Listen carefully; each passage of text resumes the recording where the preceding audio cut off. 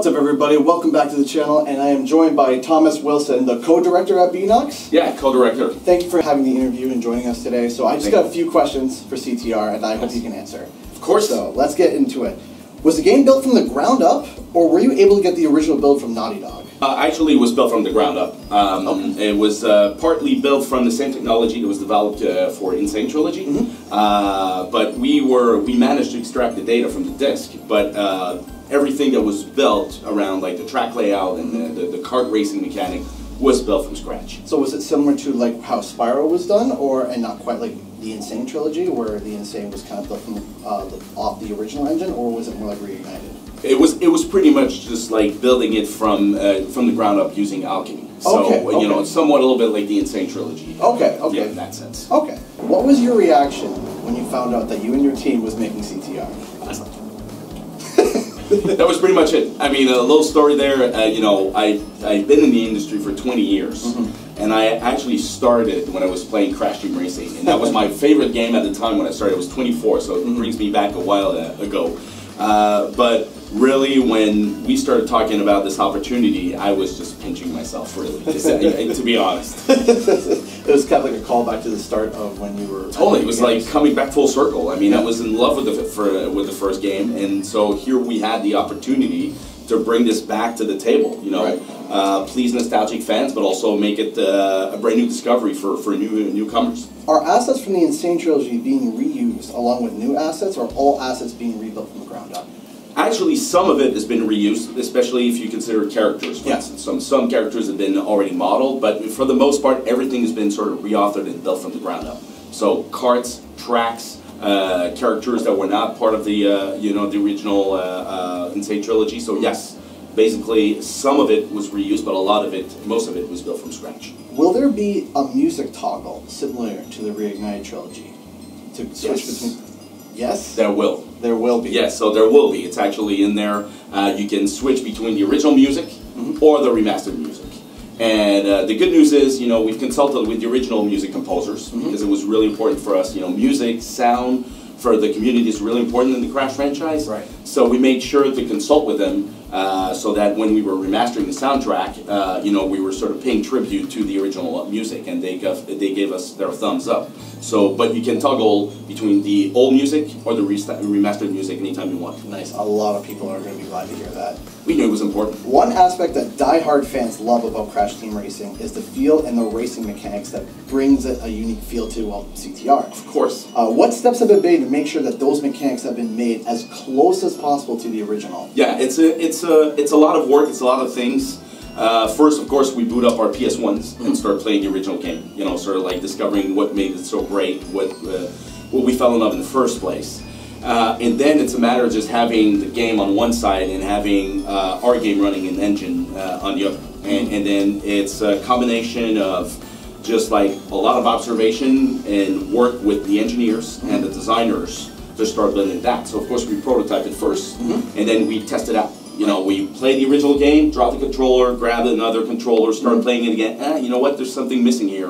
You know, whether it's braking, turning, drifting. You know, because the drifting mechanic is very important to this game. So it's a matter of just testing that out a lot, and then you know, a lot of internal play testing with you know, people in house to see if this feels right compared to the original game, and then user testing, making sure that we put it in front of people who would try the original game and try the new one. Just to understand if, you know, did we do it right? Are we actually on par? Because, you know, one of our #1 pillars, development pillars, was authenticity, and we absolutely wanted to make sure that the way it feels when you're putting the control in your hands brings back the muscle memory from the original game. Will there be content from other Crash racing games, like karts and skins, or? Well, at the moment, at PAX, we're super excited to be announcing that there's going to be CNK content in there. So you're talking about 13 tracks from Crash Nitro Kart, all battle arenas, all battle modes, including the karts from CNK as well. Right. So I mean, for us, really, that's the focus now, and you know, we always want to give more to fans. Right. So I guess you can expect some, you know, things in the future. What was the reaction to the studio when fans were overjoyed to see the game coming back? Like at the Game Awards when it was finally announced publicly, and you saw all the reactions. And what was the studio's reaction? How was everyone feeling? Look, I mean, you know, we're in love with this game. So we spent a great deal of time, a lot of you know, energy and passion into making this game happen, making it the right remaster that it deserves to be. So when comes, you know, a time when you announce it to the world, I mean, we've been waiting for this for a very long time. So it's joy, anticipation, you know, just like seeing the crowd react when they see the trailer for the first time, looking at people putting videos of people reacting when they see it, crying over it. I mean, it's just, you know, this is, we do it for people, right? We do it for fans. So, I mean, it's really fun to watch their reaction. I mean, we feel privileged. So, yes. So much work has been done to some of the tracks, like Coco Park, Polar Pass. Yes. Is there a level that you can't wait for fans to see without giving too much details on it? So one level specifically that stands out. I was going to say Coco Park, but you mentioned it. No, but I mean, seriously, I could talk about all the levels, but it's very important. You're bringing up a good point. Character. You know, as much as it is a racing game, and you know, you're racing with carts, it's all about character. It's not just. And we believe that we needed to inject as much personality as possible into the characters themselves. So, you know, we have fully rigged characters now that can be animated. So when they jump, when they win, when they lose, but the tracks themselves, like every level, are also part of the character that makes Crash Team Racing Nitro Fuel so unique. Right. And so one thing that we had going for us was humor and storytelling. So every level that we remastered, we always asked ourselves the question, what's the story here? What can we do with it? So I'll pick one because I could pick a lot, pretty much every level. But one that I like very much is Dragon Mines. So it was called Dragon Mines, but at the time, you know, I was kind of wondering, why is it called Dragon Mines? There are no dragons. And you know, of course, you know, you had Komodo Joe's track. It was Komodo Joe's track, but then you know, what was the correlation? I wasn't sure. But what we did was like, well, what if, you know, the mining community of this place dug so deep that they stumbled upon the dragon's treasure? So what we did is we dressed up the entire cave, you know, filled with gold and gems, and we put a dragon on the side, sort of like old dragon coughing, watching the racers racing by. So that's the kind of thing that we do because we think that it brings a lot of personality into it. And at the same time, we have like every miner that you see there, like sort of like digging and mining.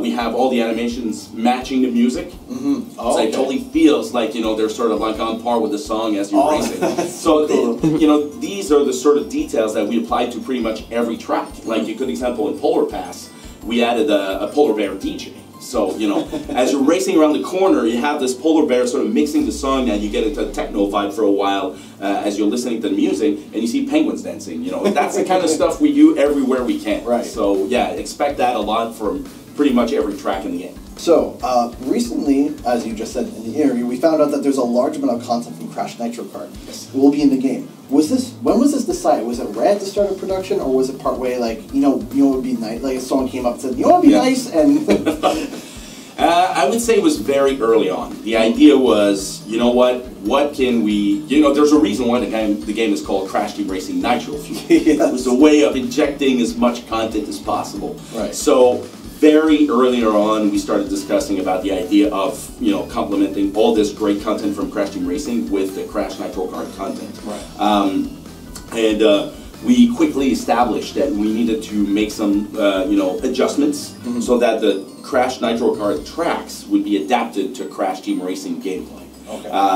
But it was established very earlier on that we needed to push as much content as we could. You know, when you think about it, the game will launch and there's 31 tracks you get. Right there. Have the tracks been adjusted for CTR, as in length, width, and etc., or is it one-to-one? It's actually been readjusted. So multiple things have been happening because it's a different game. You know, it had some similarities, but in terms of like the scale of the tracks, the speed at which you were going, the drifting mechanic, there were differences. And so what we did was really we adapted the length, the width, also some portions of the track where there used to be anti-gravity. You know, these are the elements that we removed because we wanted to really have the tracks be kind of part of a cohesive package with the original CTR tracks. Right.